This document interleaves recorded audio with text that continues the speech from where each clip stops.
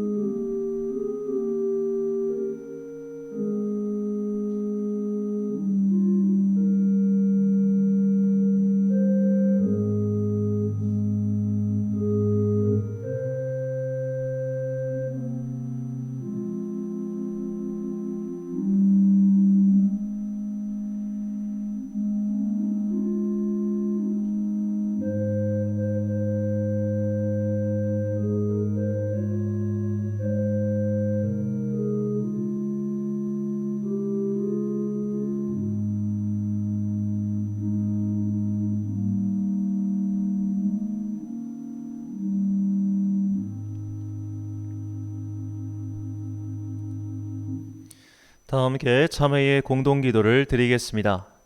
사랑과 은혜가 풍성하신 아버지 하나님, 무더운 여름을 무사히 보내고 가을의 문턱인 처서를 맞이하게 하시니 감사합니다. 사시사철 변하는 계절을 통해서 하나님의 은총을 경험하길 원합니다. 가을의 시원한 바람이 우리의 영혼을 소생시키는 성령님의 바람이 되게 하옵소서. 계절은 바뀌었으나 우리를 둘러싼 세상은 더욱 답답한 지경에 처했습니다. 연일 계속되는 전염병의 확산은 일상을 옥죄고 있습니다. 아프가니스탄을 둘러싼 전쟁의 소식은 어린아이와 여인들을 더욱 고통으로 몰아가고 있습니다. 지진이 일어난 아이티는 수백 명이 죽고 다치는 등 신음소리가 그치지 않고 있습니다. 세상의 신음소리에 귀 기울이지 못하고 자신의 문제에만 함몰되어 살았던 우리의 편협함을 용서하여 주옵소서. 우리를 제사장으로 삼으신 것은 다른 이들을 위해 기도하기 위함이오니 부르신 사명을 잘 이행하는 주님의 종들이 되게 하옵소서. 나만을 위한 간구에서 이웃을 위한 기도로 기도의 지평이 넓어지길 소망합니다.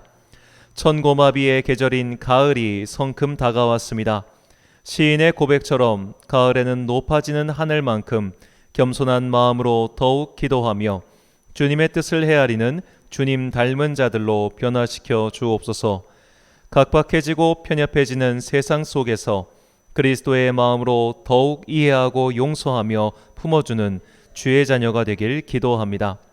주님의 은총과 자비를 구하며 주님께서 가르쳐 주신 기도를 드리오니 하늘에 계신 우리 아버지, 아버지의 이름을 거룩하게 하시며 아버지의 나라가 오게 하시며 아버지의 뜻이 하늘에서와 같이 땅에서도 이루어지게 하소서. 오늘 우리에게 일용할 양식을 주시고 우리가 우리에게 잘못한 사람을 용서하여 준 것 같이 우리 죄를 용서하여 주시고 우리를 시험에 빠지지 않게 하시고 악에서 구하소서. 나라와 권능과 영광이 영원히 아버지의 것입니다. 아멘. 사제의 선언입니다. 좋은 소식을 전하며 평화를 공표하며 복된 좋은 소식을 가져오며 구원을 공포하며 시온을 향하여 이르기를 내 하나님이 통치하신다 하는 자의 산을 넘는 발이 어찌 그리 아름다운가. 너희는 떠날지어다 거기에서 나오고 부정한 것을 만지지 말지어다. 그 가운데서 나올지어다. 여호와의 기구를 매는 자들이여 스스로 정결하게 할지어다. 아멘. 세상의 소식은 언제나 공포와 전쟁뿐입니다. 우리가 매일 보는 뉴스는 좋은 소식보다 나쁜 소식이 훨씬 많습니다. 세상의 소식에서 떠나십시오. 그곳에서 나오십시오. 좋은 소식은 오직 주님만이 주실 수 있습니다. 주님으로부터 나오는 구원의 기쁜 소식을 듣고 그 소식을 세상으로 퍼뜨리는 주의 전령들이 되시길 축원합니다. 교동문 9번 시편 15편을 함께 교독하시겠습니다. 여호와여, 주의 장막에 머무를 자 누구 오며 정직하게 행하며 공의를 실천하며 그의 마음에 진실을 말하며 그의 혀로 남을 허물하지 아니하고 그의 이웃에게 악을 행하지 아니하며 그의 이웃을 비방하지 아니하며 그의 눈은 망령된 자를 멸시하며 여호와를 두려워하는 자들을 존대하며 그의 마음에 선한 것은 해로울지라도 변하지 아니하며 이자를 받으려고 돈을 구워주지 아니하 뇌물을 받고 무죄한 자를 해하지 아니하는 자이니 이런 일을 행하는 자는 영원히 흔들리지 아니하리이다. 아멘. 찬송가 406장입니다.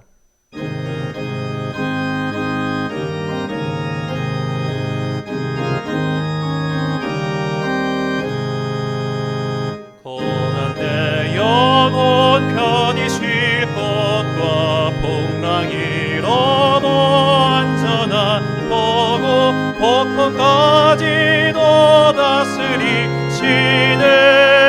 주의 영원한 팔을 지혜 주의 영원하신 팔 함께 하사 항상 나를 붙드시니 어느 곳에 가든지 요동하지 않음을 주의 팔을 의지함이라.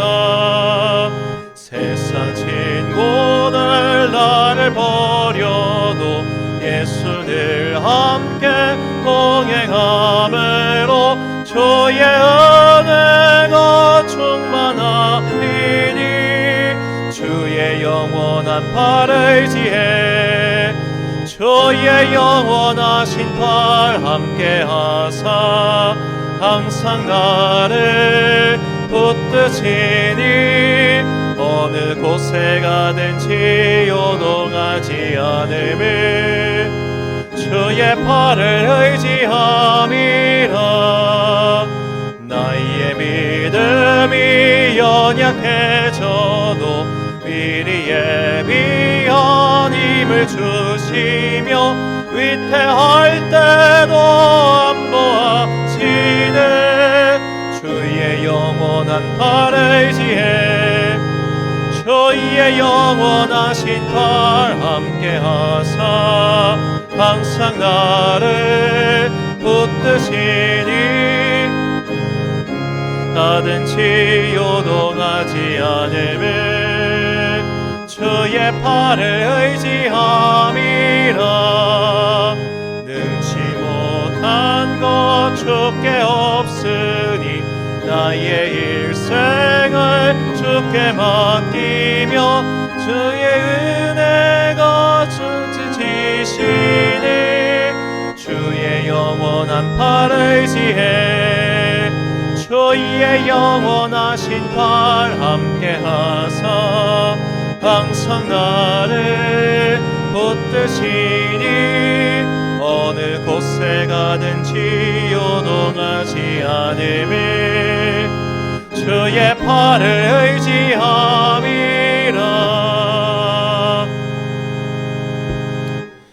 지난주 봉헌하신 분들입니다. 주정금 김종학 집사님 가정에서 섬기셨습니다. 주정금 송건란 권사님 드리셨습니다. 11조 김종학 집사님 가정에서 드리셨고 이브람 집사님 11조 드리셨습니다. 감사헌금 오순절 사모 드리셨고요. 특별헌금 거룩한 빛 광성교회 장효정 집사님, 박정훈 목사님, 송순열 권사님 드리셨습니다. 그런데 방촉교회 우리 최장로님 또 감사헌금 드리셨습니다.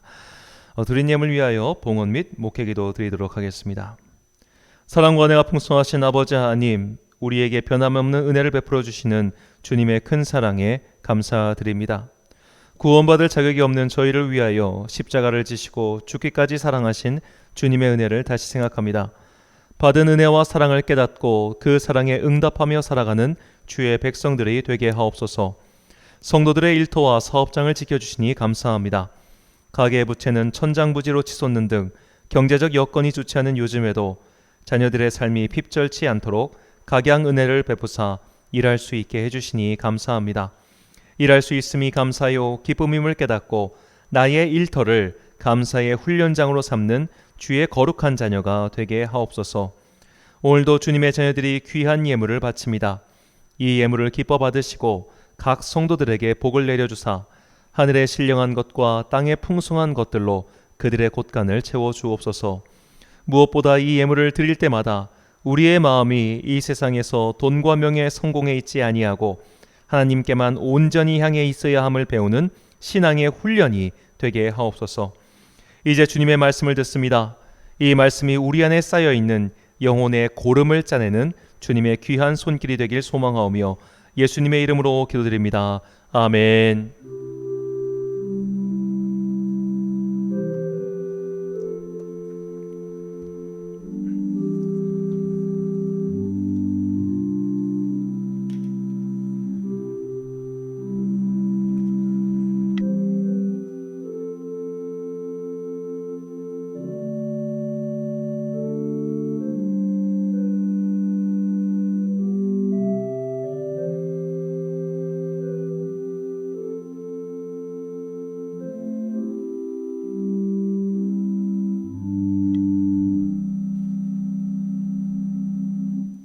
오늘 우리에게 주시는 하나님의 말씀은 사무엘상 18장 5절부터 16절까지의 말씀입니다.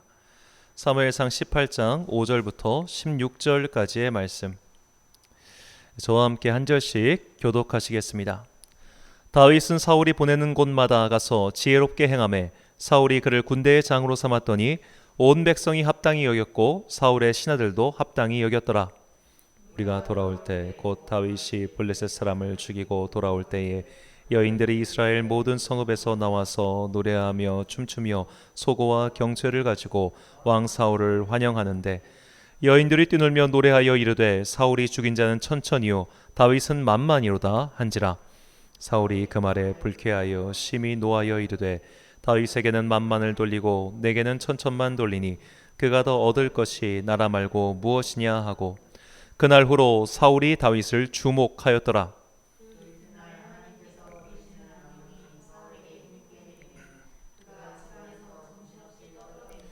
다윗이 평일과 같이 손으로 수금을 타는데 그때에 사울의 손에 창이 있는지라.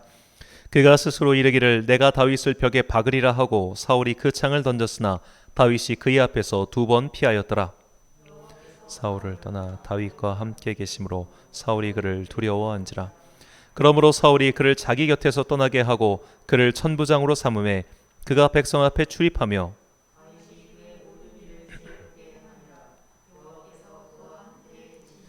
사울은 다윗이 크게 지혜롭게 행함을 보고 그를 두려워하였으나 이스라엘과 유다는 다윗을 사랑하였으니 이는 자기들 앞에 출입하기 때문이었더라. 아멘. 피해의식 벗어나기란 제목으로 하나님의 말씀 선포하겠습니다. 어제 되게 많은 비가 내렸습니다. 특별히 이제 서울 쪽에서는 굉장히 많은 비가 내려가지고 우산을 쓰고 다니는데 문득 이런 생각이 들었어요. 아무리 우산을 써도 폭우가 내리면은 젖습니다. 신발도 젖고 바지도 젖고 때로는 등까지 다 젖을 때가 있죠. 예전에 제주도에서 이런 일이 있었는데 제주도는 비가 위에서 내리는 게 아니고 오른쪽에서 왼쪽으로 와요. 바람 때문에 이렇게 와요. 이렇게. 그러니까 우산을 이렇게 써야 되는 거예요. 다 맞고 다니게 될 수밖에 없더라고. 우위를 쓰지 않는 이상 또 우위를 써도 신발은 젖게 마련이죠. 세상을 살아간다는 것이 이렇다는 생각이 들었습니다. 우리가 아무리 주의하고 아무리 경계해도 이 세상을 살아가는 동안 우리는 이 세상에 영향을 받고 물들 수밖에 없어요. 그래서 우리는 이 세상 사람들처럼 안 살려고 해도 어느샌가 그렇게 살고 있습니다. 우리는 문화의 동물이고 주변 사람들의 영향을 받기 때문이죠. 자, 이 세상은 경쟁 사회입니다.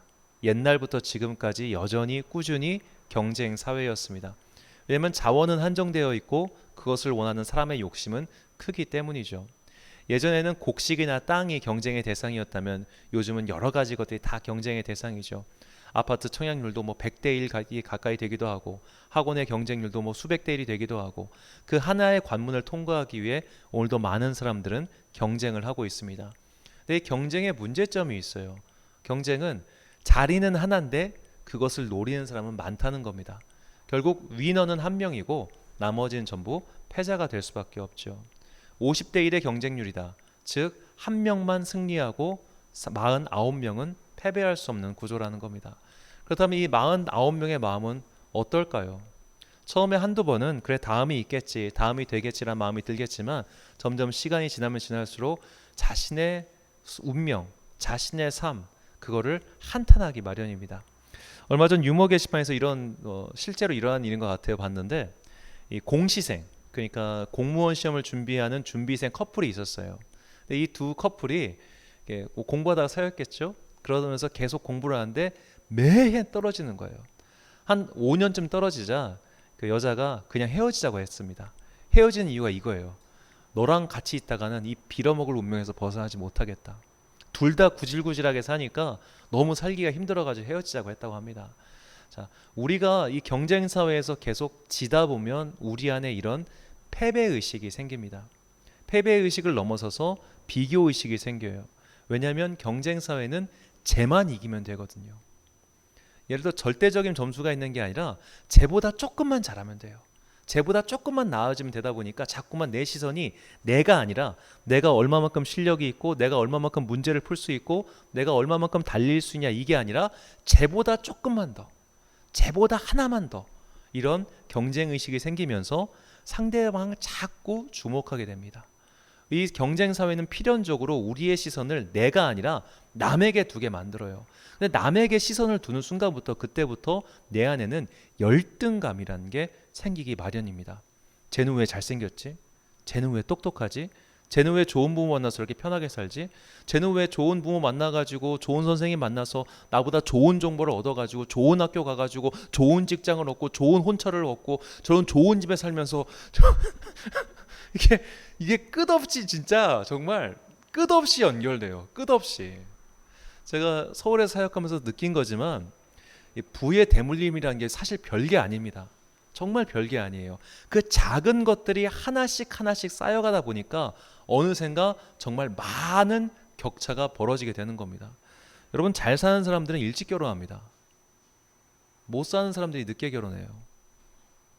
잘 사는 사람들 일찍 결혼해도 문제가 없지. 그러니까 잘 사시는 분들은 일찍 결혼하고 본인도 일찍 결혼하시고 자녀도 일찍 결혼하고 그 자녀도 일찍 결혼해요. 그러니까 손주도 일찍 보시더라고. 모두가 다 그런 건 아니지만 대체적으로 그런 거를 제가 많이 봤습니다. 아, 이게 그 작은 차이가 하나하나 쌓이면서 정말 인생에 어마어마한 격차를 만들어내요. 결혼하시는 분들은 다 아실 겁니다.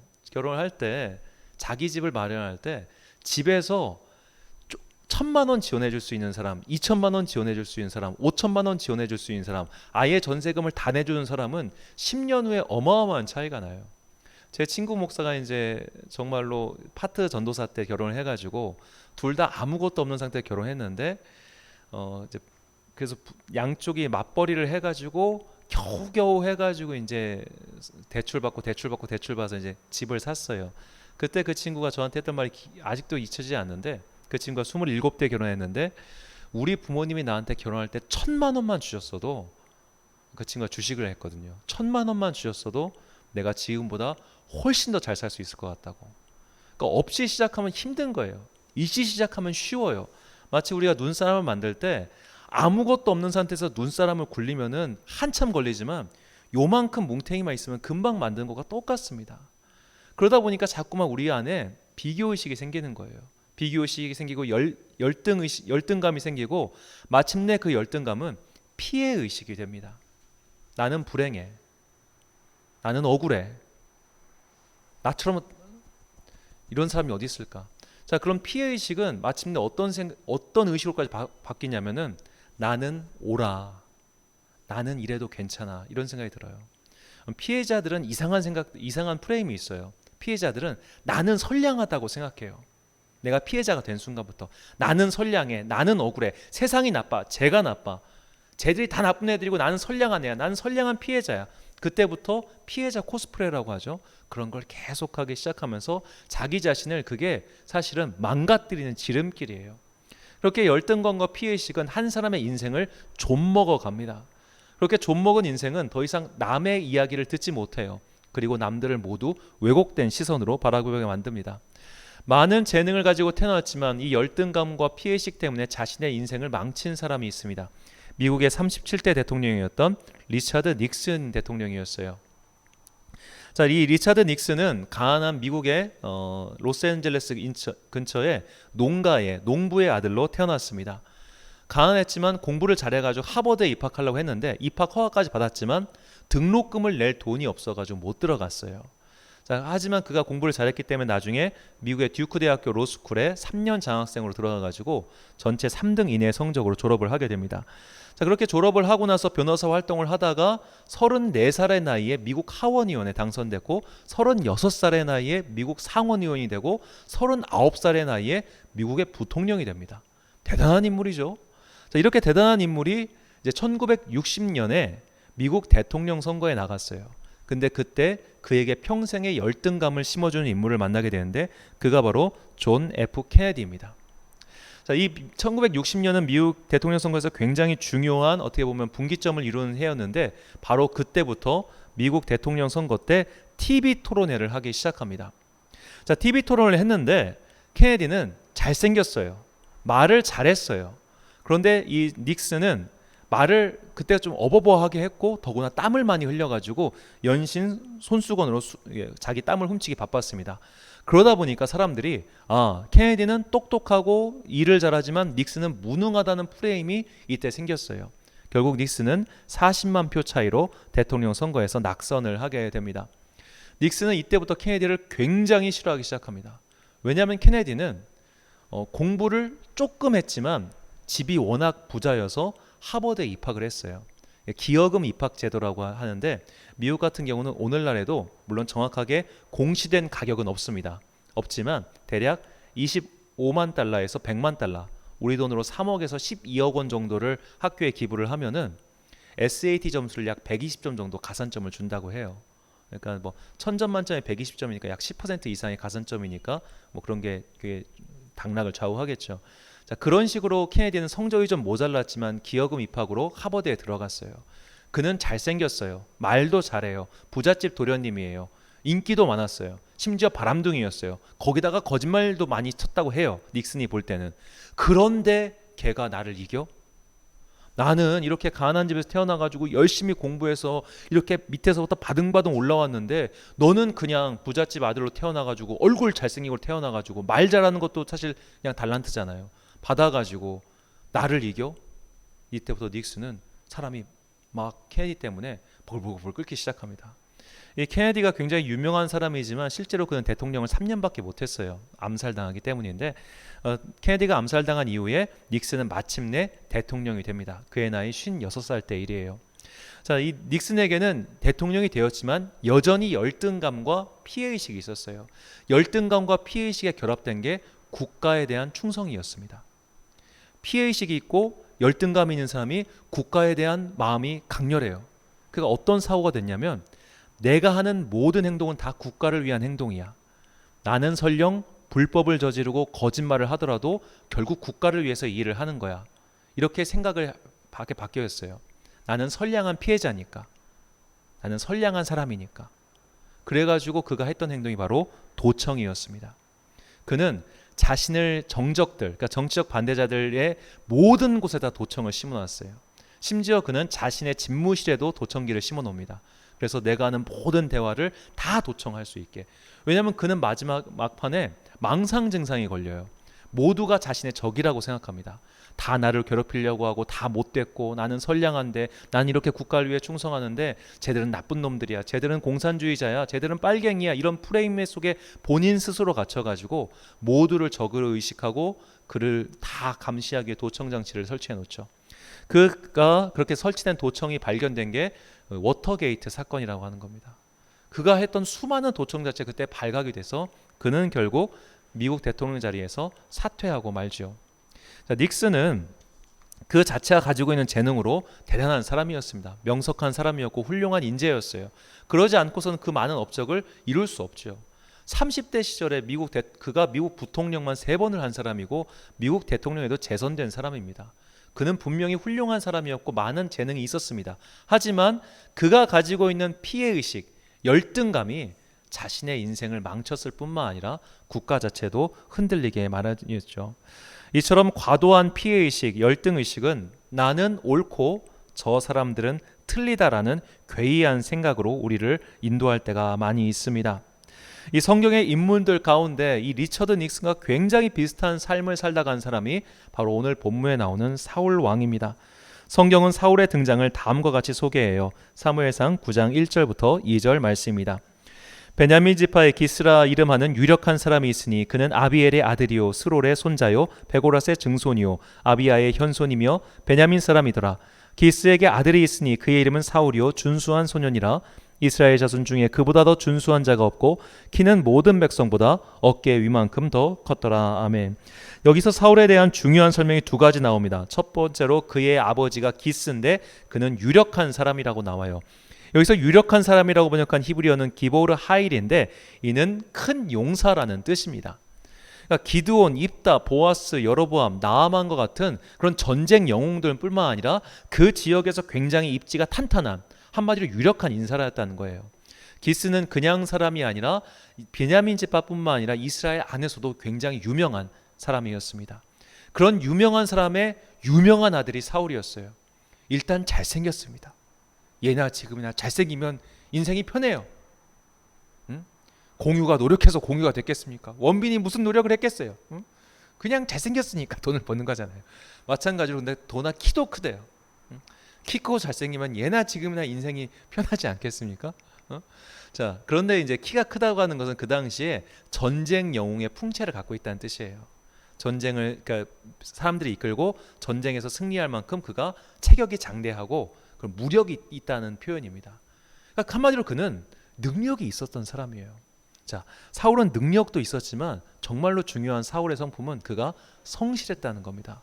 나중에 사울이 왕위에 오르고 나서 어떤 일이 벌어지냐면 그가 소를 몰고 밭을 가는 장면이 나옵니다. 그는 왕이 됐지만 왕궁에 살지 않았어요. 왕궁을 지을 여력도 없었고 그는 왕이 되기 전이나 후나 똑같이 밭을 가는 사람이었습니다. 자, 그리고 그가 40년 동안 나라를 다스려요. 이스라엘 역사에서 40년 동안 나라를 다스렸다는 것은 그가 악하든 선하든 간에 능력이 있다는 증거입니다. 안 그러면 40년 동안 못 다스리고 쫓겨났거나 혹은 물러났겠죠. 더구나 그는 첫 번째 왕이었기 때문에 아직은 다들 장로들의 세력이 강하고 지파별로 세력이 강했을 거 아닙니까? 그러니까 그가 못 다스렸으면 쫓아냈을 거예요. 40년 동안 나라를 잘 다스렸습니다.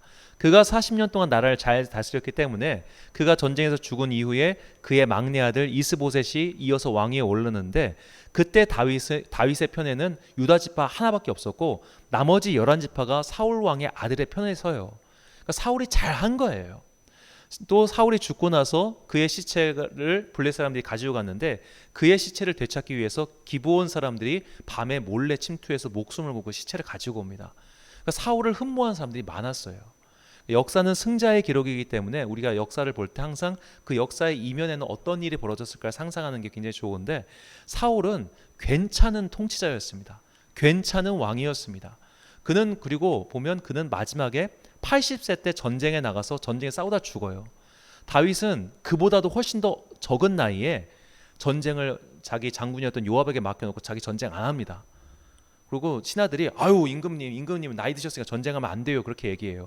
그게 다윗 나이 60대 때예요. 그런데 사울은 80세에 돼서도 전쟁에 나갔던 사람이었단 말입니다. 그만큼 그가 용력이 대단했고 성실했고 꾸준했고 능력이 있었던 사람이었단 말입니다. 자, 그렇게 좋은 집안 출신의 남다른 외모에 성실함까지 갖췄는데 그가 어떻게 이렇게 몰락을 하게 되었을까요? 다윗의 등장 때문입니다. 자, 우리가 지난 시간 살펴봤지만 블레셋의 싸움 도두는 자 골리앗이 나왔을 때 육척장신의 거인 골리앗, 그가 다윗이 그를 쓰러뜨립니다. 자, 다윗이 그를 쓰러뜨리고 나서 전쟁에 승리하고 이제 돌아왔어요. 수도로 돌아왔는데 여인들이 나와서 이 말을 하는데 이 말이 사울의 마음을 뒤집어 버렸습니다. 오늘 본문 7절에서 9절 말씀입니다. 여인들이 뛰놀며 노래하여 이르되 사울이 죽인 자는 천천히요 다윗은 만만이로다 한지라 사울이 그 말에 불쾌하여 심히 노하여 이르되 다윗에게는 만만을 돌리고 내게는 천천만 돌리니 그가 더 얻을 것이 나라 말고 무엇이냐 하고 그날 후로 사울이 다윗을 주목하였더라. 자, 여기서 사울이 천천 다윗은 만만이라는 표현 자체가 어떤 표현인지 우리는 좀 알아야 돼요. 이 말은 다윗이 사울보다 10배나 뛰어다 그런 말이 아니고 그냥 많고 많다라는 굉장히 관용적인 표현입니다. 성경에서는 많고 많음을 표현할 때 천천히요 만만이다라는 말을 많이 합니다. 신명기의 비교를 위해서 신명기 말씀 하나 읽어보겠습니다. 신명기 33장 17절 말씀. 에브라임 자손은 만만이요 므낫세 자손은 천천히로다. 자, 이 말은 요셉 자손에게 말하는 모세의 축복의 말씀이에요. 근데 예를 들어 므낫세 지파 사람들이 왜 에브라임은 10배 축복을 해주고 우리는 10분의 1밖에 안 해주냐 이렇게 따지지 않았다 이 말입니다. 그냥 이것은 관용적인 표현이었다라고 보면 돼요. 그런데 사울은 지금 눈이 돌아가가지고 이 관용적인 표현을 오해할 만큼, 즉 비유를 직유로 받아들일 만큼 농담을 농담으로 받아들이지 못하는 그런 피해의식과 열등감에 쌓여있다는 겁니다. 여러분, 마음이 비뚤어진 사람들은 조크를 못해요. 마음이 비뚤어진 사람들은 어떻게든 그 말을 요상하게 꼬아가지고 자기에게 향하는 공격으로 받아들입니다. 그러니까 심성이, 우리가 깡패들이 그런 거 많이 하죠. 야, 왜 쳐다봐? 안 쳐다봤어요. 난 너를 본 적이 없어. 근데 열등감이 있으니까 저게 나를 쳐다봤네? 내가 무시당하면 안 되지? 이렇게 생각하는 거예요. 자, 비뚤어진 마음, 비뚤어진 눈은 사람들의 모든 행위를 다 비뚤어지게 왜곡해서 해석시킵니다. 자, 그래가지고 이제 우리가 또 두 번째로 주목해야 될 것은 사울과 다윗의 나이 차이예요. 사울과 다윗의 나이 차이. 그 둘은 최소한 50살 차이가 납니다. 50살. 그러니까 사울 왕의 마지막 아들인 이스보셋이 40살에 왕위에 올랐고 그때 다윗의 나이가 30살이었어요. 막내 아들이랑 10살 차이예요. 그리고 사울 왕은 80세에 죽었어요. 80세에 죽고 다윗이 30살에 유다의 왕위에 올랐으니까 최소한 50살 아니면 51살 차이일 거예요. 자, 50살 나이 차이 나는 애가 뭔가를 했어요. 그게 질투할 일입니까? 50살이면 일찍 결혼한 사람은 손주뻘이죠. 손주뻘 되는 애가 뭘 잘했습니다. 그래서 사람들이 막 칭찬해요. 어이구 예뻐라, 어이구 기특해라, 너 어떻게 그런 일을 했니? 그만 하자마자 확 질투를 해가지고 저것이 앞으로 나를 죽이고 내 자리를 찬탈할 것이다. 이거 생각한다는 자체가 이미 망가졌다는 뜻이죠. 그가 영혼이 비뚤어지고 망가졌습니다. 비뚤어지고 망가지니까 다윗을 주목하여 보죠. 오늘 본문 9절에서 주목하다는 말은 이런 뜻이 있습니다. 주목하다는 히브리어는 아본 아인인데 이는 악한 눈, 비뚤어진 눈, 타락한 눈, 부정적인 눈이라는 뜻입니다. 자, 이번에 올림픽 때 10대 선수들이 나가서 좋은 성적을 거두니까 사람들이 막 박수를 치잖아요. 아유, 어린 사람들 기특하다. 다윗도 마찬가지였어요. 10대 소년, 아직도 얼굴이 붉고 홍안의 소년이 그 육척 장신의 골리앗을 쓰러뜨렸으니 사람들이 야, 너 대단하다 박수를 치는데 저것이 나를 죽이고 왕위를 찰탈할 것이다. 그 착각에 빠져가지고 그때부터 자기 손주뻘 된 애한테 창을 던지고 죽이려고 하고 그의 통치 마지막 10년 이상을 거기에다가 올인하느라 그는 인생을 망가뜨리고 말았습니다. 이 반면교사란 말이 있죠. 반면교사란 다른 사람이나 사물의 부정적인 측면에서 가르침을 얻는 것을 뜻한 말인데요. 정말 이 사울 왕은 신앙인들에게 굉장히 중요한 반면교사입니다. 사울은 남다른 달란트를 갖고 태어났지만 결국 비교의식과 열등감과 피해의식 때문에 자신의 인생뿐만 아니라 자신의 가족들의 인생까지도 다 망쳐버리고 말았습니다. 우리는 사울 왕의 삶을 통해 열등감과 피해의식에 사로잡힌 인간의 말로를 보았습니다. 그렇다면 어떻게 해야 이런 열등감, 피해의식에서 벗어나 하나님 앞에서 비뚤어진 마음이 아니라 온전한 마음으로 설 수 있을까요? 우리는 이 해답을 요셉의 삶을 통해서 발견할 수 있습니다. 자, 요셉은 실제로 피해를 많이 입었어요. 실제로 형들이 그를 팔았습니다. 자, 요셉이 팔려서 끌려갈 때 어떤 마음으로 끌려갔을까요? 그가 입던 옷을 벗기고 아마도 거의 그냥 하반신만 가린 채로 신발이나 신었을지 모르겠습니다. 그 광야길을 터벅터벅 끌려가서 그가 걸어간 길이 약 500km 이상 됐을 거예요. 그 길을 끌려가면서 그 어떤 마음이었을까요? 랄랄랄랄랄랄랄랄랄 나 이집트로 관광 간다. 예. 앞으로 나에겐 좋은 일이 생길 거야. 예. 나 앞으로 가서 국무총리 될 거야. 야. 이런 마음이었을까요? 아마 그날 밤 별을 보며 그는 나는 어떻게 될까? 나는 죽지 않을까? 살 수 있을까? 당장 이집트에 도착하는 건 차치하고 가다가 죽지 않을까? 그런 생각을 했을 겁니다. 그가 형들을 원망하지 않았다고 생각하는 것은 너무나 나이브한 생각이죠. 여러분, 형제 사이도 얼마든지 등에 칼을 꽂을 수 있습니다. 왜 우리나라가 이렇게 존속살인을 그렇게 못하게 하겠어요? 그만큼 이게 오히려 피를 나눴기 때문에 더 피 터지게 싸울 수 있는 거예요. 그 안에도 증오가 있었고 원망이 있었고 분노가 있었을 겁니다. 그렇게 해서 노예로 팔려갔어요. 노예로 팔려가지고 그래도 주인집에서 인정을 받습니다. 인정을 받아가지고 일을 열심히 했어요. 그러고 나는데 억울한 누명을 써서 감옥에 갑니다. 분노가 한 번 더 훅 올라올 만하죠. 감옥에서 어떤 사람이 고민하고 있길래 고민 상담해주고 잘 지혜롭게 인도해줘가지고 그를 복권시켜줍니다. 나갈 때 약속합니다. 나 이거 진짜 억울하게 들어왔거든. 너 나갈 때 나 좀 기억해가지고 꼭 좀 꺼내줘 했는데 걔가 까먹었어요. 화장실 들어갈 때 마음이 나오고 나올 때 마음이 다르다고 까맣게 잊어버린 거예요. 그 모든 세월을 겪으면서 이 세월이 무려 10년 이상입니다. 10년 이상 동안 요셉은 배신당했고 배신당했고 배신당했어요. 그 마음이 일그러지지 않고 배길 리가 있겠습니까? 자, 그렇게 요셉의 마음도 충분히 문드러질 만큼 문드러졌을 거예요.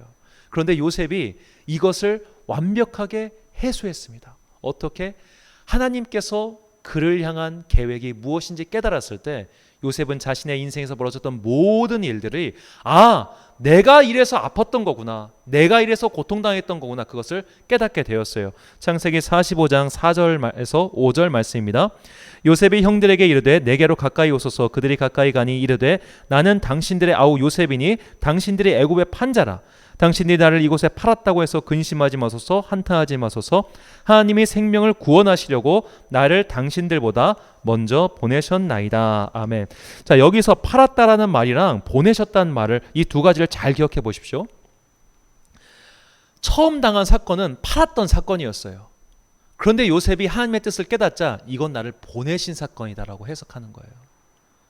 누가 봐도 그건 판 거예요. 돈을 받았으니까 팔았어요. 하지만 요셉이 하나님께서 나를 향하신 그 사명을 발견했을 때 이건 내가 팔림 당한 게 아니고 하나님께서 나를 보내신 사건이 된 것입니다. 이것이 오늘 우리에게 주시는 하나님의 메시지예요.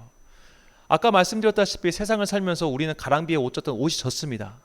세상을 사는 동안 행복하기만 하고 평안하기만 하고 즐겁게 사는 사람은 한 명도 없어요. 다들 나름대로의 고통과 고난과 아픔과 슬픔이 있어요. 배신 안 당해본 사람이 어디 있겠습니까? 분노가 없는 사람이 어디 있겠습니까? 때로는 그 쓰라린 분노 때문에 잠을 못 이루는 날도 있을 것이고, 때로는 과거에 내가 저지른 실수 때문에 이불킥을 하는 날도 있을 거예요. 왜 이렇게 영화나 드라마나 소설의 소재 중에 시간여행 소재가 많겠습니까? 돌아가보고 싶은 거예요. 돌아가서 바꿔보고 싶은 거예요. 그런 인생의 흑역사가 누구에게나 있습니다.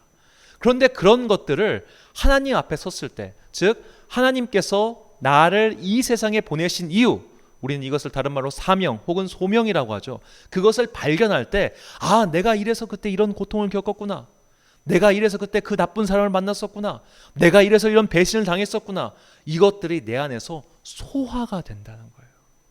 비로소 소화가 돼가지고 내 안에서 하나의 깨달음이 되어, 아, 내가 이제는 더 이상 비뚤어진 눈, 비뚤어진 마음으로 세상을 보는 것이 아니라 하나님께서 나에게 보여주신 비전, 그 사명과 소명을 따라서 올곧은 눈으로 세상을 바라볼 수 있게 된다는 것이죠. 상처를 온전히 소화하는 방법, 고통을 온전히 소화하는 방법, 환난을 온전히 극복하는 방법은 바로 나를 향하신 주님의 뜻, 나를 이 세상에 보내신 주님의 사명을 깨닫는 것입니다. 이것을 믿는 사람에게는 모든 것이 합력하여 선을 이루게 되는 것이죠. 로마서 8장 28절 말씀입니다. 우리 함께 읽겠습니다. 시작.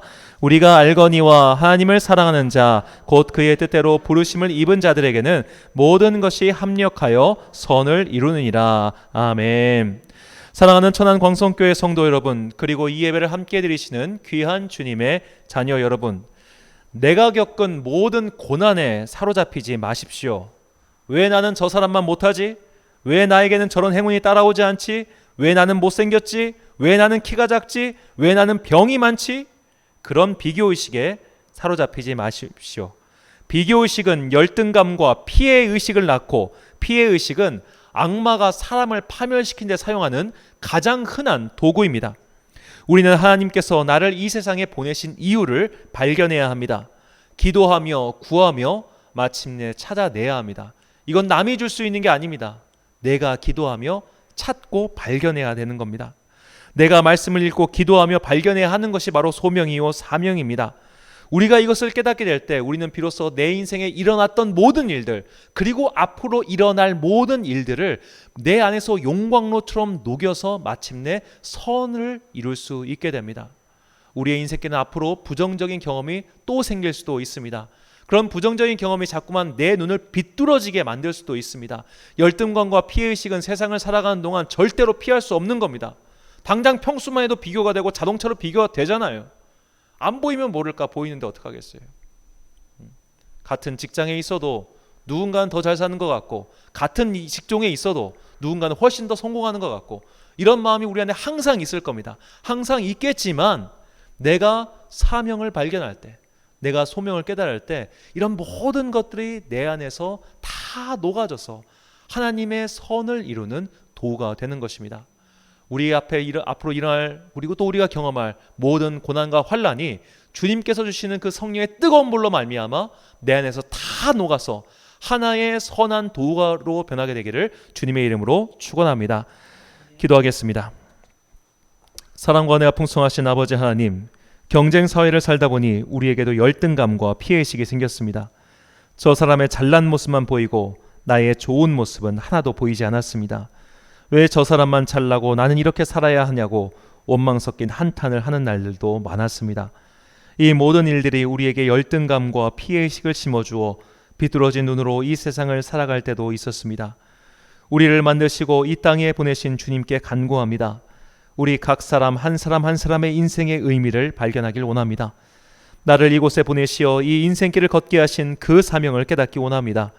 그리하여 열등감과 피해의식에 사로잡혀 인생을 마감한 사울 왕이 아닌 비뚤어질 수밖에 없는 인생을 살았지만 결국 비뚤어지지 않고 살았던 요셉의 인생길을 가게 하옵소서. 원망과 분노, 슬픔과 고통 속에서 자신의 영혼을 갉아먹고 있는 이 땅의 자녀들을 불쌍히 여겨주시고 그들이 주님 앞에 나와 간절히 기도할 때 그들의 질문에 응답해 주사 합력하여 선을 이루시는 주님을 만나게 하옵소서. 이 모든 말씀 우리의 창조주시며 설계자이신 예수 그리스도의 이름으로 기도드립니다. 아멘. 찬송가 301장입니다.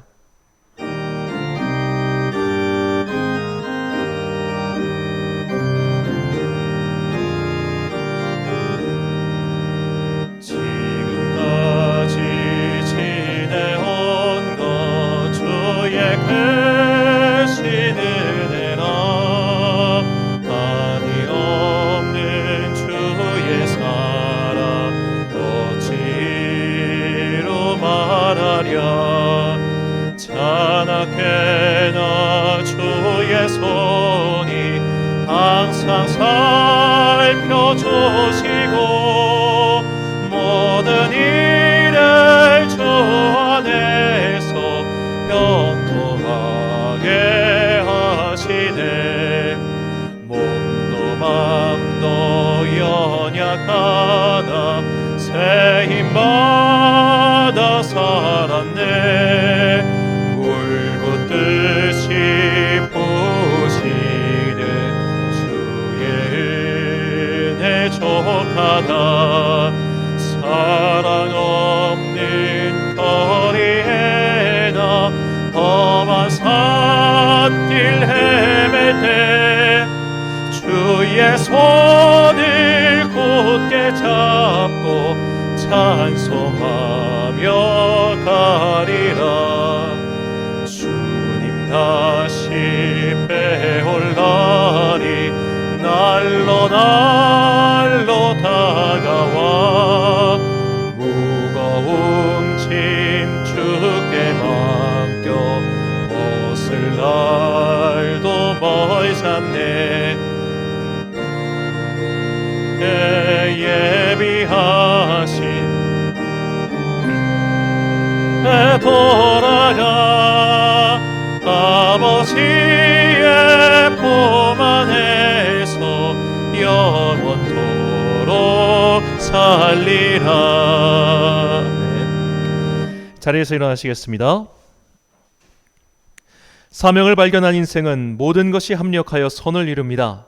사명을 발견하면 그동안 겪었던 모든 시련과 아픔과 실패와 좌절은 바로 이 땜을 위함이었구나를 깨닫게 됩니다. 우리 한 사람 한 사람을 향하신 주님의 뜻과 계획을 찾아야만 우리는 열등감과 피해의식이라는 사탄의 함정에 빠지지 않고 비뚤어진 눈이 아닌 올곧은 마음으로 세상을 살아갈 수 있습니다. 나를 이 땅에 보내신 주님의 뜻과 마음을 깨닫고 내 인생에서 일어난 모든 일들을 융화시켜 선을 이루는 인생이 되시길 주님의 이름으로 축원합니다. 축도로 예배를 마치겠습니다. 지금은 우리 구주 예수 그리스도의 은혜와 하나님 아버지의 놀라우신 사랑과 성령님의 교통하심이 이제 내 인생에서 일어난 모든 일들의 그 이유를 깨닫고 주님께서 나에게 바라시는 그 사명의 인생을 살아가리라 다짐하는 귀한 주님의 자녀들 머리 위에 지금부터 영원까지 함께 하시기를 간절히 축원하옵나이다. 아멘.